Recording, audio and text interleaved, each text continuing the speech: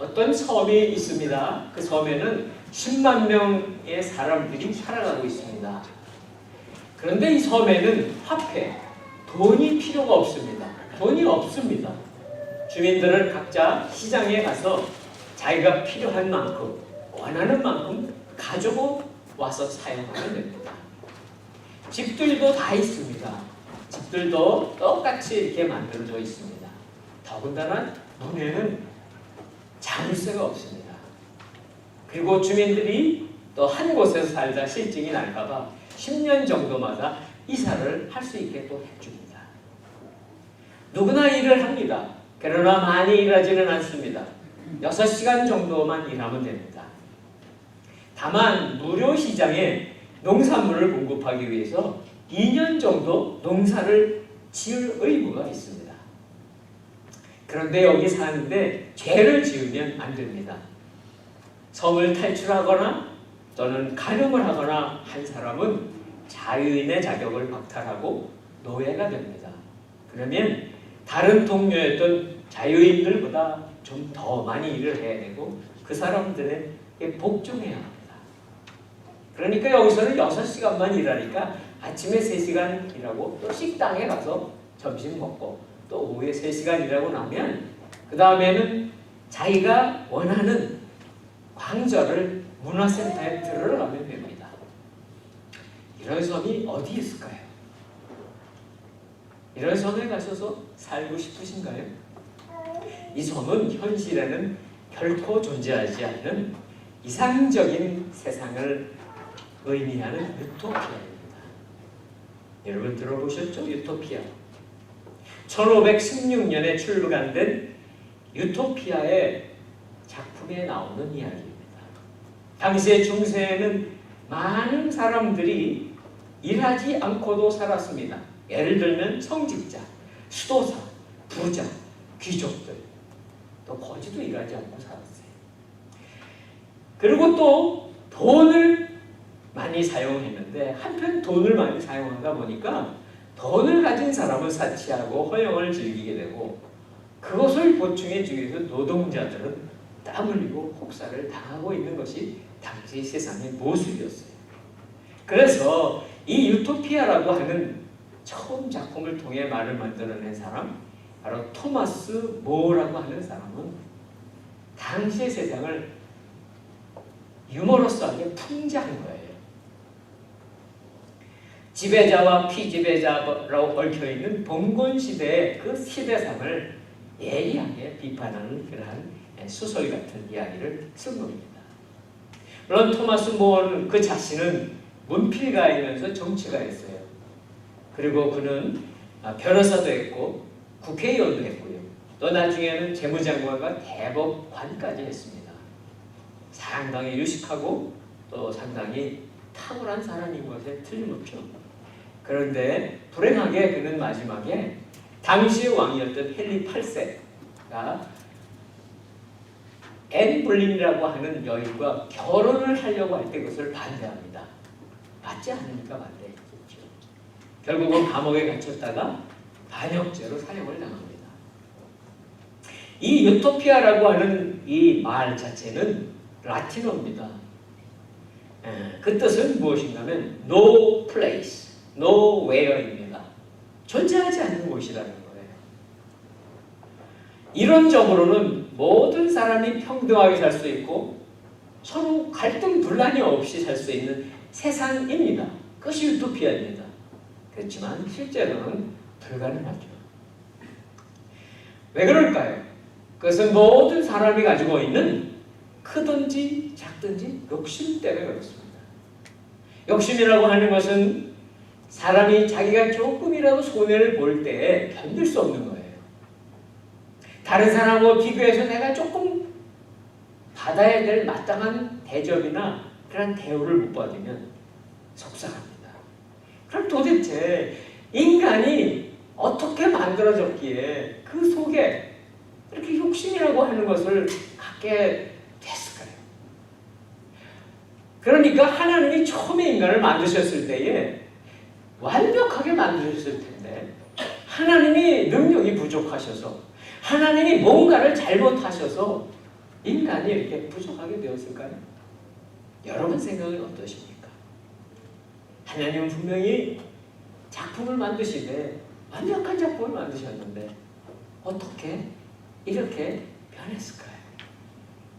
오늘 말씀은 바로 하나님께서 어떻게 한 인간을 만드셨고 또 그 인간을 어떻게 살게 하셨으며 그런데 그 인간이 어떻게 타락하게 되었는가에 대한 이야기가 시작이 되는 것입니다. 바로 창세기 2장 4절이죠.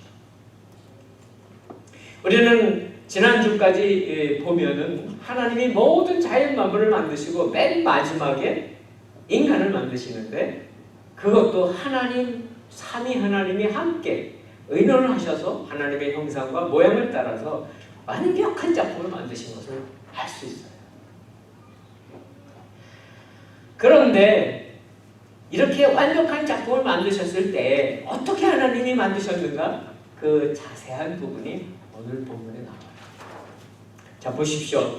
4절은 하늘과 땅을 만드셨던 날의 기록을 다시 한번 조금 이렇게 반복을 하시는 거지만 좀 상세하게 말씀을 해주십니다. 5절 6절을 보십시오. 5절 6절을 보시면 모든 식물도 만들어졌습니다. 동물도 만들어졌습니다. 그렇지만 아직 사람은 만들어지기 직전이에요. 그러니까 하나님은요 모든 만물을 왜 만들었는가? 사람 때문에 만드신 거예요. 사람을 위해서 다 만드신 거죠.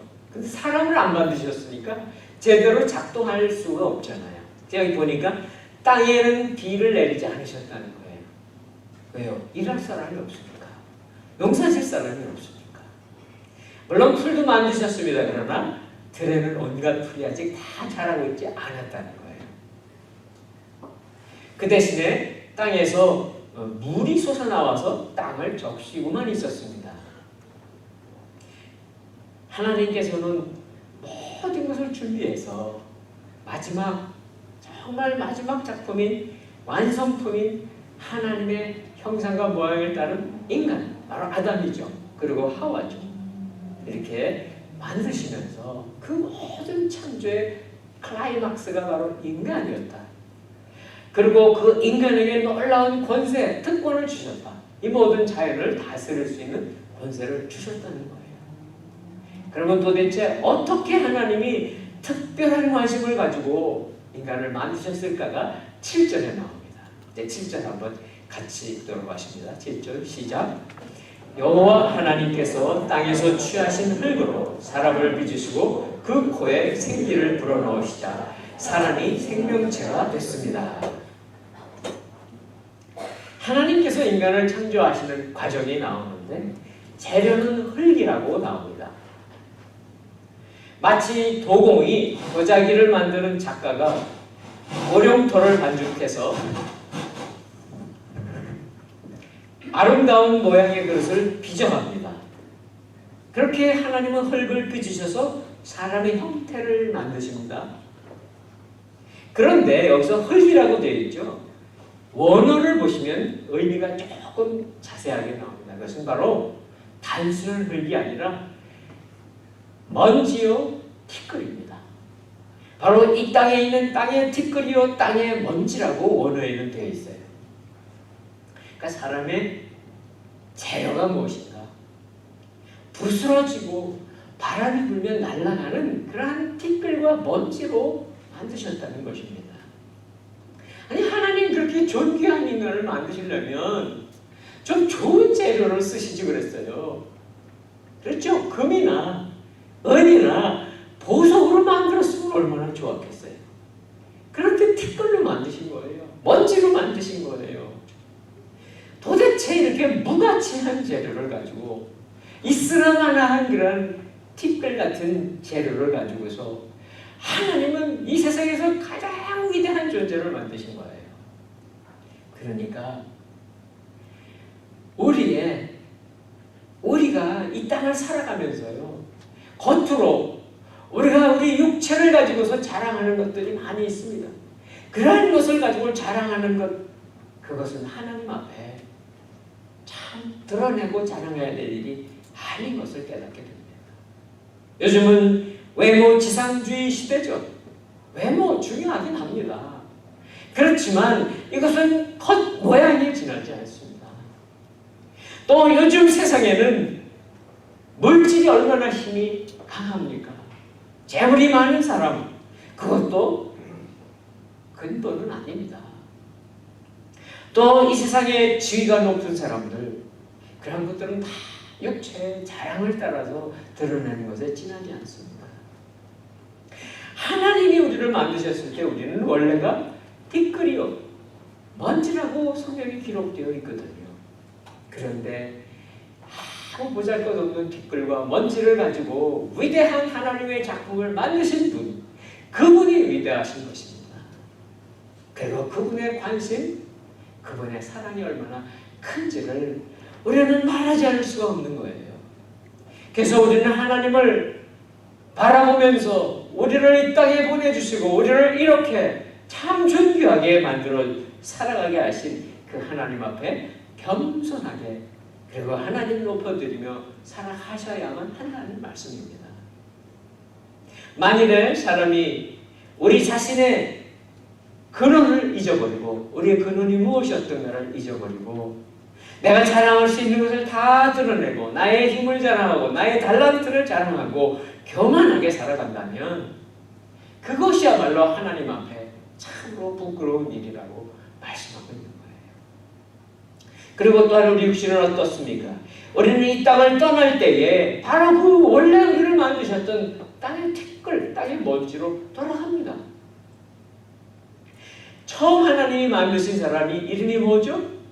아담입니다. 아담의 이름은 어디서부터 나왔는가? 바로 땅이라는 뜻에서 나온 겁니다. 히브리어로 땅은 아다마예요. 아다마. 그러니까 아담이라고 하는 그 첫 번째 사람의 이름 속에 이미 나는 땅에서부터 왔습니다. 나는 존재가 땅에서부터 온 존재입니다. 라는 이름을 가지고 있었던 거예요. 그런데 하나님이 이렇게 흙을 빚으셔서 아담을 만드시고 사람을 만드신 다음에 하시는 방법이 참 특이하세요. 보통 그릇은 흙을 잘 빚은 다음에 말려서 유약을 칠하고 한 번 굽고 또 한 번 뜨거운 물에 붓습니다. 그런 과정을 통과해야 아름다운 그릇이 만들어지죠. 그런데 하나님은 매우 특별한 과정을 거치게 하시는 것을 봅니다. 보세요. 하나님이 흙의 형상을 만드셔 사람처럼 만들어 놓습니다. 그리고 그 코에다가 생기를 불어 넣으십니다. 생기는 하나님의 호흡입니다. 아니, 우리들의 호흡입니다. 저와 여러분이 코로 숨쉬고 때로는 입으로 숨쉬는 그 호흡입니다. 물론 하나님은 코 없으세요. 얼굴도 없으세요. 그러나 하나님의 생명의 기운을 사람에게 불어넣어 주신 것이죠. 흑동에 지나지 않는 인간에게 하나님의 생명의 숫교를 불어넣어 주심으로 비로소 살아서 움직이는 생명체가 됐습니다. 이 세상의 다른 모든 짐승들 다 하나님이 흙으로 만드셨지만 그들의 생명은 흙에서부터 나왔지만 인간의 생명은 직접 하나님으로부터 왔다고 말씀하고 계세요. 그러니까요, 우리는 하나님을 떠나서는 살 수 없는 존재입니다. 만일 우리가 하나님을 떠나거나 혹은 하나님께서 우리를 떠나게 된다면 우리 안에는 생명의 기운이 떠나갑니다. 살아있는 것 같지만, 육체는 멀쩡하게 살아있는 것 같지만 결과는 무엇입니까? 한 줌의 흙에 지나지 않는다는 거예요.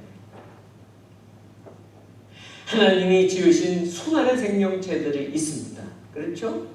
그들 중에 물고기는 어디에서 삽니까? 물에서 삽니다. 물이 그들의 생활의 터전입니다. 짐승은 어디에서 삽니까? 이 땅이죠. 땅에 기어다니면서 살아가는 것이 터전을 살아가는 것입니다. 새들은 어떻습니까? 공중에, 하늘에 그들의 생활의 터전을 삼았습니다. 그러면 인간은 어떻게 하셨습니까? 우리들에게는 하나님께서 어디를 터전으로 주셨습니까? 물론 세상 주셨습니다. 이 세상에서 살아가야 합니다. 그러나 그것으로 끝난다고 한다면 짐승하고 다를 게 무엇일까요? 하나님께서는 이 세상만 우리에게 터전으로 주신 것이 아닙니다. 바로 하나님의 품 안을 우리에게 삶의 터전으로 주셨어요. 하나님 안에서 하나님의 말씀을 듣고 그 말씀을 따라가면서 살아가는 그것이 우리들의 삶의 터전인 거예요.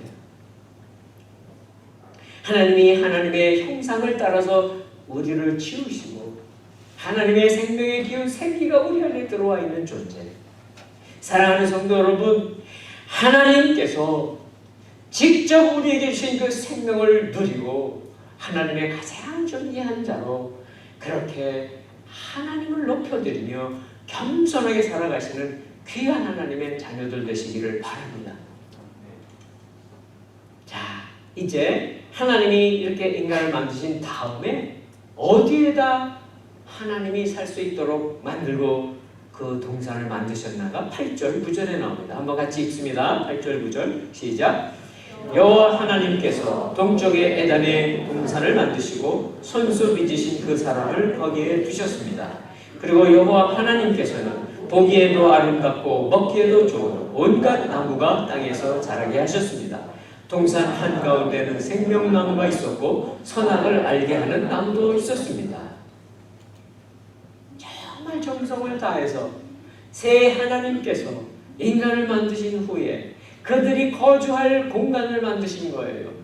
물론 그 전에 모든 자연 피조개를 다 만드셨습니다. 산도 바다도 땅도 다 만드셨습니다. 그렇지만 그렇게 아름답게 만든 것 중에 더 특별한 공간을 만드신 것이 에덴 동산이에요. 가장 아름다운 곳에 완전한 환경으로 인간이 살아갈 수 있는 곳 에덴 동산입니다. 인간이 누릴 수 있는 최고의 환경입니다. 아무것도 부족함이 없는 낙원 파라다이스예요. 근심할 일 없습니다. 걱정할 일도 없습니다. 뭐 애쓰고 그냥 땀 흘리며 노력할 그렇게 살아가는 것 아닙니다.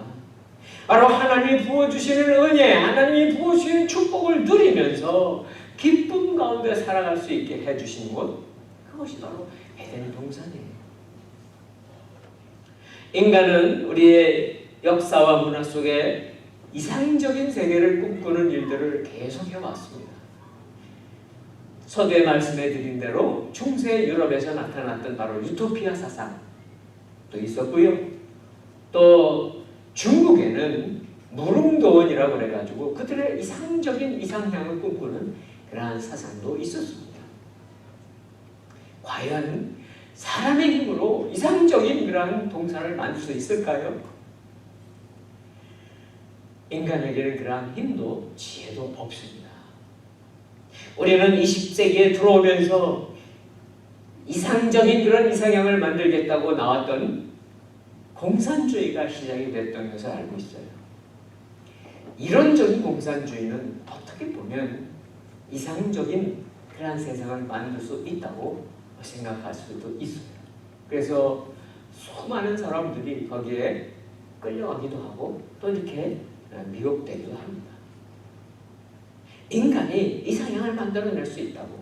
그러나 그 공산주의 이상향은 어떻게 되었습니까? 다 실패했습니다. 아니 우리 조국 대한민국은 아직도 그 이상향을 만들겠다고 하는 바로 북한의 엄청난 위협 속에 살아가고 있지 않습니까? 우리가 이상향을 만들 수 있는 것은 없습니다. 불가능합니다. 그렇지만 하나님은 가능하십니다. 하나님은 그렇게 만들어 주실 수 있는 거예요. 사람들은요, 이 에덴 동산의 이야기를 하면은 신화라고 합니다. 세상 사람들이 그러는 거는 좋아요. 그런데 성도들도, 믿는 우리들도 에덴 동산의 이야기는 내 이야기하고는 상관없다고 생각할 때가 많다는 거예요. 그러나 오늘 저와 여러분이 같이 성경을 읽었던 것처럼 에덴 동산의 위치, 방향, 환경은 분명히 구체적으로 나오고 있습니다.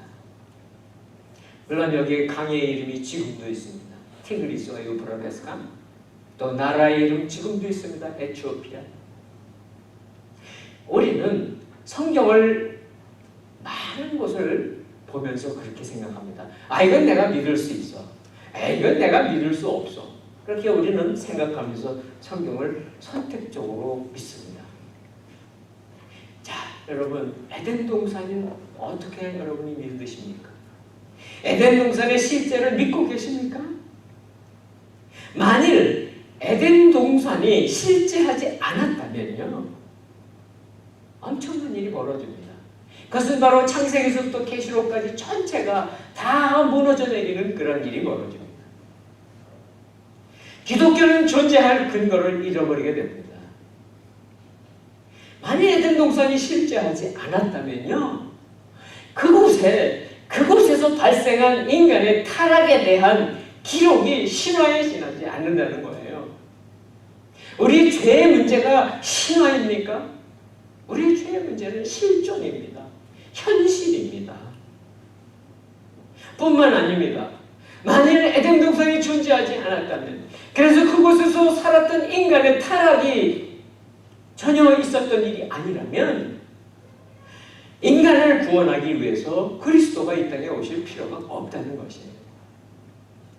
그렇기 때문에 우리는 창세기 1장 1절 태초에 하나님이 천지를 창조하시니라를 우리가 외우고 믿는 것, 그것부터 시작하면서 에덴 동산 하나님께서 만들어주신 모든 것이 완벽하게 되어 있었던, 인간이 살기에 아무것도 부족하지 않았던 그 동산이 존재했던 것을 믿으셔야 합니다. 그럴 때 우리는 바로 우리 신앙의 출발점이 바르게 되는 거예요. 우리의 생각으로가 아니라 우리의 믿음에서부터 하나님을 이렇게 만들어가고 계신 거예요.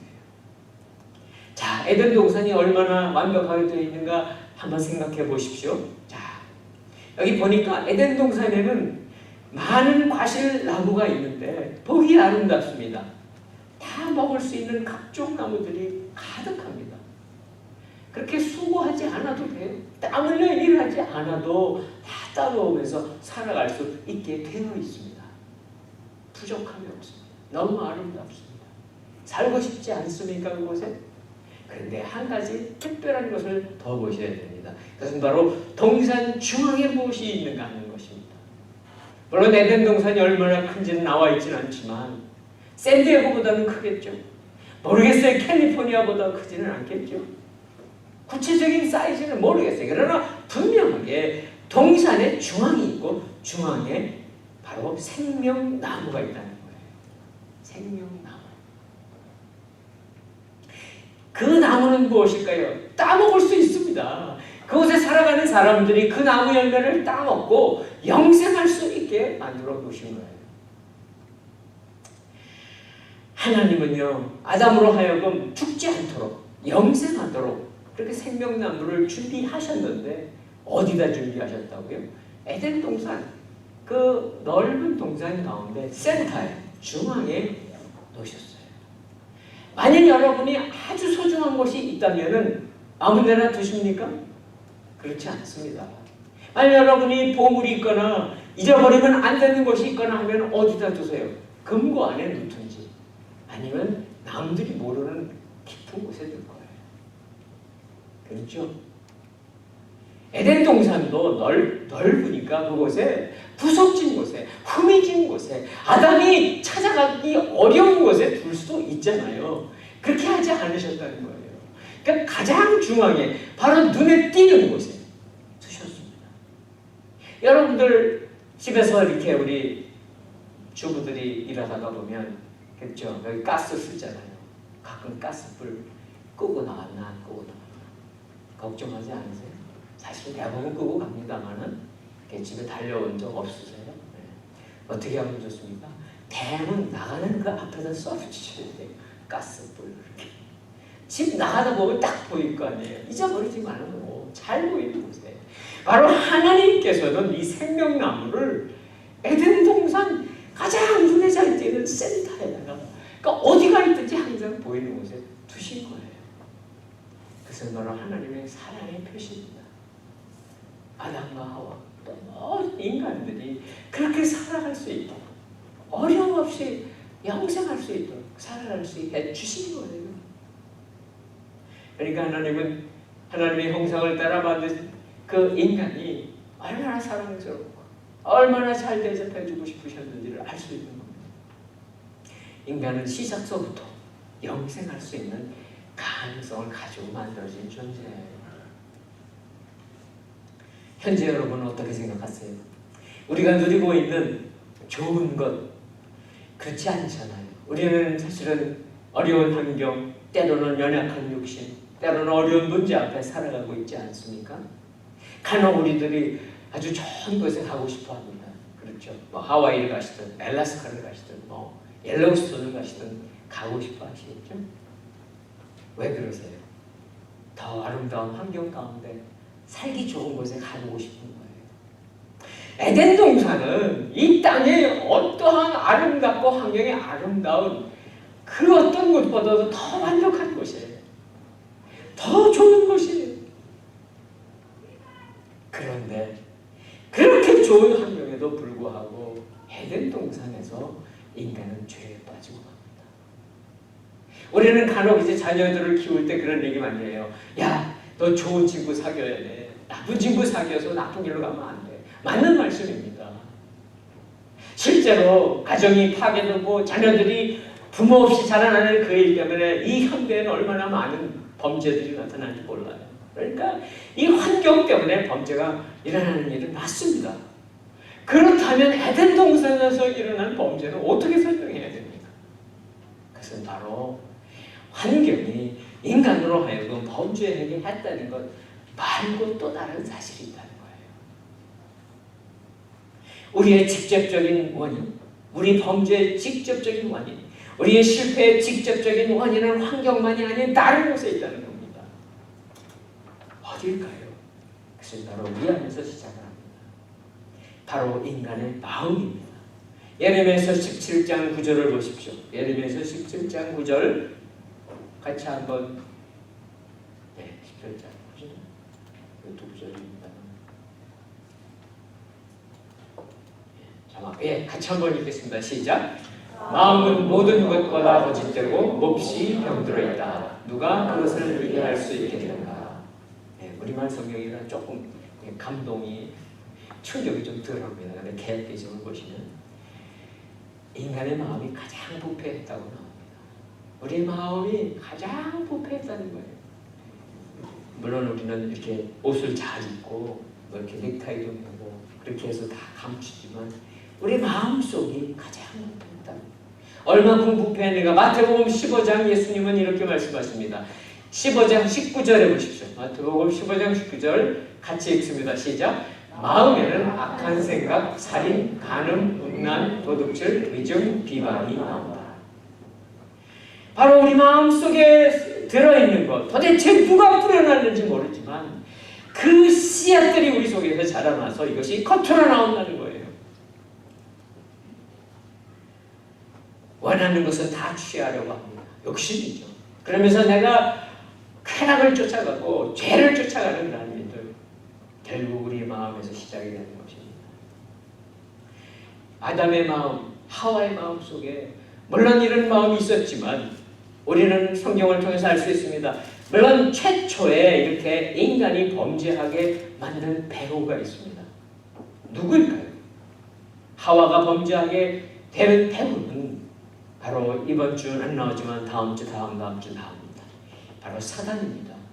간교한 사단, 거짓말하는 사단, 유혹하는 사단이 있습니다. 그런데요, 오늘날도 똑같아요.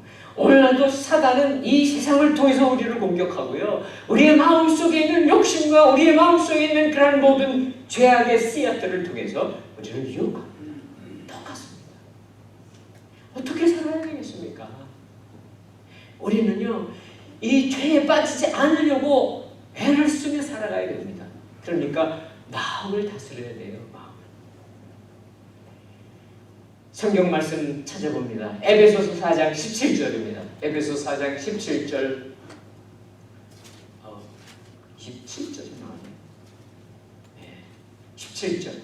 같이 한번 읽습니다. 그러므로 내가 주 안에서 이것을 당부합니다. 여러분은 이방 사람들이 마음에 허망한 것으로 사는 것 같이 더 이상 그렇게 살지 마십시오. 하나님의 말씀, 하나님의 말씀은 그것입니다. 이 세상에 살아가는 이방 사람들, 그들이 어떻게 살아가느냐는 상관없습니다. 따라가지 말라는 것입니다. 그들의 허망한 마음속에 있는 죄악의 모습을 따라가지 말라고 우리의 마음을 다스리라고 말씀하세요. 우리에게는 하나님이 주신 하나님의 그 형상, 하나님의 마음이 있는 겁니다. 그래서 오늘 이 에덴 동산, 정말 아름다운 동산입니다. 그곳에 보니까요, 제가 다 나누진 않지만 강이 4개가 흘러가고 있는데 그 강이 흘러가는 지역에는요, 금이 그렇게 많고 보석들도 그렇게 많고 너무 아름다운 곳입니다. 그런 아름다운 에덴 동산. 그런데 그 에덴 동산에 하나님이 한 가지를 아담에게 당부하는 한 가지를 남겨놓습니다. 오늘 2장 17절 다시 한번 자막을 비춰주시기 바랍니다. 2장 17절 같이 읽습니다. 시작. 그러나 선과 악을 알게 하는 나무의 열매는 먹지 마라. 그것을 먹는 날에는 내가 반드시 죽을 것이다. 하나님의 형상으로 만들어진 존귀한 존재, 하나님처럼 인격을 가진 존재. 그런데 우리에게 주신 귀한 하나님의 사랑의 선물이 또 있습니다. 그것은 바로 자유의지예요. 자유의지. 우리가 무엇을 선택할 수 있는 자유를 주신 것입니다. 우리가 판단하고 취할 수 있고 거부할 수도 있는 그런 자유의지를 주셨습니다. 어떻게 보면 하나님으로서는 이것을 주시면서 큰 엄청난 리스크 테이킹을 하신 거예요. 말할 수 없는 리스크 테이킹을 하신 거예요. 그렇지만 생각해 보세요. 여러분이 정말 사랑하는 사람을 얻기 위해서 우리 젊은 우리 청년 형제 자매들, 그렇죠? 정말 사랑한다면 내가 강요해서 강압적으로 사랑을 고백받을 수 있겠지만 그렇게 하시면 되겠습니까? 그건 사랑이 아닙니다. 정말 우러나오는 마음으로 사랑의 고백을 해야 되죠. 그렇게 하지 않는 사람들이 요즘은 많이 있더라고요. 그죠? 여기는 모르겠어요. 한국에는 그런 사고들이 많이 일어나요. 요즘 젊은 사람들은 사랑을 강요하고 안 되면 죽이기도 하더라고요. 세상에. 그건 사랑 아닙니다. 하나님이 인간을 사랑합니다. 정말 사랑합니다. 그러기에 그 사랑의 선물의 끝에 너무나 위험한 것 한 가지를 더 주셨는데 그것이 내 마음대로 할 수 있는 결정이에요. 자유의지. 그러니까요, 하나님의 말씀을 순종할 수도 있고 하나님의 말씀을 거부할 수도 있는 자유까지 주신 거예요. 이 17절에 있는 이 말씀대로 선과 악을 알게 하는 나무도 그 동산 중앙에 생명나무 있는 곳에 같이 있었습니다. 그런데요, 여러분은 그럴 거예요. 그 선과 악을 알게 하는 나무 좀 굉장히 특별한 나무인가 보다. 무지무지하게 맛있는 나무인가 보다. 야, 정말 비교할 수 없는 에덴 동산에서 제일 맛있는 나무인 것 같다 라고 생각할지도 모르겠어요. 그러나 그렇지 않습니다. 성경은 자세하게 설명하고 있지 않지만 하나님은 이 선과 악을 알게 하는 바로 선악과 나무, 그 나무가 뭐냐고요? 안 나와 있어요. 그러나 사람들은 사과나무다, 복숭아나무다 이렇게 얘기들을 추측을 하죠. 무슨 나무에 대해 상관없어요. 다만 하나님께서는 이 똑같은 나무, 똑같은 열매 에덴 동산에 수백으로 다 만들어 놓으셨어요. 거기 가서 먹어도 돼요. 다만 이 한 나무예요. 이 한 나무. 이 한 나무에 있는 나무의 열매 따먹지 말라 하신 것 뿐이에요. 먹을 게 없어서 그걸 따먹으라 아닙니다. 하나님이 에덴 동산에서 다른 모든 걸 허락하셨지만 유일하게 금지하셨던 이 나무에는요, 엄청난 형벌이 연결되어 있습니다. 그것은 바로 죽음입니다. 그것을 먹는 날에는 내가 반드시 죽을 것이다. 반드시 죽는 날은 엄청난 형벌이 연결되어 있는 나무입니다. 그런데요, 사단은 하와에게 와서 유혹하죠. 물론 하나님과 처음 이 약속을 받은 것은 누구죠? 아담입니다. 아담과 하나님은 계약을 한 거예요. 이 나무의 열매를 먹지 마. 그 그거 먹으면 내가 죽을 거야. 아담이 어떻게 대답한지는 안 나와요. 그러나 분명히 전체 흐름을 보면 아담은 분명히 하나님께 그렇게 동의했을 거예요. 예, 하나님 알겠습니다. 제가 그거 절대 따먹지 않겠습니다. 그렇게 지키도록 하겠습니다. 그러니까 아담은 1차 계약자고요. 하와는 2차 계약자예요. 잘 모른다고 핑계댈 수 있을 수 있는 2차 계약자. 그런데 사단은 뱀을 통해서 하와를 유혹합니다. 그리고 거짓말을 해요. 어떻게 거짓말합니까? 그 열매 먹어도 절대 죽지 않아. 안 죽는다고. 내가 그거 먹으면 내 눈이 밝아져가지고 선과 악을 구분하게 돼서 하나님처럼 될 수 있을까봐 하나님 먹지 말라고 그런 거야. 라고 거짓말합니다. 이 말씀 이제 또 나눌 거예요. 그렇지만 인간의 죄의 시작이 어디서부터 시작했습니까? 인간의 죄의 시작은요, 창조주 하나님의 말씀을 의심하는 것부터 시작합니다. 그러니까 하나님을 의심하는 거죠. 그런데요, 하나님을 의심하는 것, 하나님의 말씀을 의심하는 그 다음에 어떻게 되는지 아세요? 그 다음에는 내가 하나님이 됩니다. 내가 하나님이 돼요. 뭐 여러분 그러실 거예요. 내가 무슨 언제 하나님 되려고 그러는 적 없어요. 나는 다른 사람 내가 이렇게 발로 누르고 밟으며 살려고 그런 적도 없고요. 다른 사람보다 잘난 척하며 살고 너 높아지려고 한 적도 별로 없어요. 그러셨는지도 몰라요. 그러나 바로 여러분 인생에 하나님 여러분 자신이 되려고 하는 거예요. 하나님을 의심하는 일을 시작을 우리는 끊임없이 하도록 사단은 유혹합니다. 지금도 똑같습니다. 하나님 말씀을 읽다가 의심하고 이런 믿는 자들이 살아가는 모습을 보며 하나님이 살아있으면 저런 자가 어떻게 살 수 있어? 어떻게 저런 인간이 목사가 될 수 있어? 여러 가지 얘기 많죠. 이제 오늘 말씀을 정리하고자 합니다. 하나님의 말씀은 바로 하나님이시거든요. 하나님에 대한 순종 여부는 너무 중요합니다. 하나님은 우리에게 자유의지를 주셨어요. 받아들일 수도 있고 거부할 수도 있게 주셨는데 이것은 바로 하나님의 말씀은 축복과 저주의 절대적 기준이 됩니다. 마치 선과 악을 알게 하는 나무의 열매를 따먹고 죽느냐, 그렇지 않으면 그곳에서 영원한 생명나무를 먹고 영원한 생명으로 가느냐, 그 선택에 두 가지가 있는 거예요. 하나님 말씀한 것을 찾아보기 원합니다. 신명기 30장 19절 20절을 보겠습니다. 신명기 30장 19절 20절 같이 읽습니다. 시작. 오늘 내가 하늘과 땅을 주님으로 삼아 너희 앞에 생명과 죽음, 복과 저주를 두니 생명을 선택해 너희와 너희 자손들이 살고 너희 하나님 여호와를 사랑하고 그분의 음성에 귀 기울이며 그분을 단단히 붙들라. 이 말씀은 이스라엘 백성들이 가나안 들어가기 직전에 하나님께서 주신 말씀입니다. 이스라엘 백성에게 주셨지만 오늘 동일하게 우리들에게도 주시는 말씀이에요. 두 가지가 있습니다. 생명이 있고 죽음이 있습니다. 복이 있고 저주가 있습니다. 어느 것을 선택하시겠습니까? 여러분에게 자유의지를 가지고 계십니다. 사람들은 그래요. 믿는 사람들도 가끔 그래요. 이것도 택하고 저것도 택할 수 있고 중간도 있죠. 천만에 아닙니다. 둘 중에 한 가지밖에 없습니다.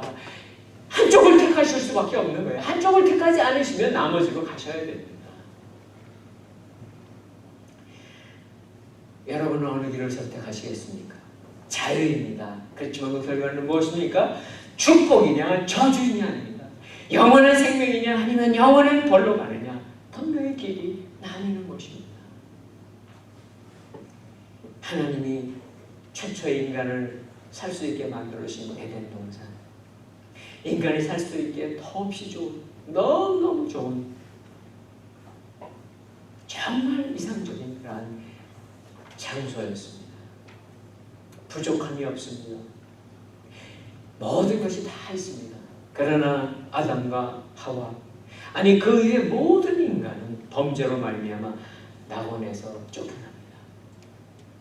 그리고 이 세상에 고난과 두려움에 내던져진 거예요. 우리들의 존재가 바로 그것입니다.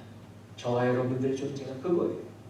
그렇지만요, 하나님은 인간을 절대로 포기하지 않으셨습니다. 포기하실 수가 없습니다. 그래서 하나님은 다시 준비를 하신 거예요. 최초의 낙원 에덴 동산보다 훨씬 더 탁월한 새로운 낙원을 준비하고 계신 거예요. 그리고 바로 그곳으로 구원받은 사람들이 다 들어갈 수 있도록 인도하고 계시는 거예요. 그 새로운 낙원에 들어갈 수 있는 조건은 단순합니다. 복잡하지 않습니다. 바로 죄인인 우리 모든 죄를 대신 지시고 십자가에 죽으신 예수 그리스도, 바로 예수 그리스도를 우리의 구세주로 고백하고 하나님이 우리에게 주시는 말씀, 그 말씀을 하나님처럼 여기고 따라가는 것, 순종하는 것, 그러한 삶을 살아가는 길을 우리에게 가르쳐주고 계세요. 사랑하는 성도 여러분, 저와 여러분들은 바로 하나님이 준비하신 그 첫 번째 낙원이었던 에덴 동산, 그곳보다 더 위대한, 더 아름다운 곳을 바라보셔야 합니다. 그리고 우리가 그런 축복의 길로 나아가야 합니다. 그리고 우리에게 주실 영원한 생명을 품고 소망하며 살아가시는 저와 여러분 되시기를 주님의 이름으로 축원합니다. 네, 한번 오늘도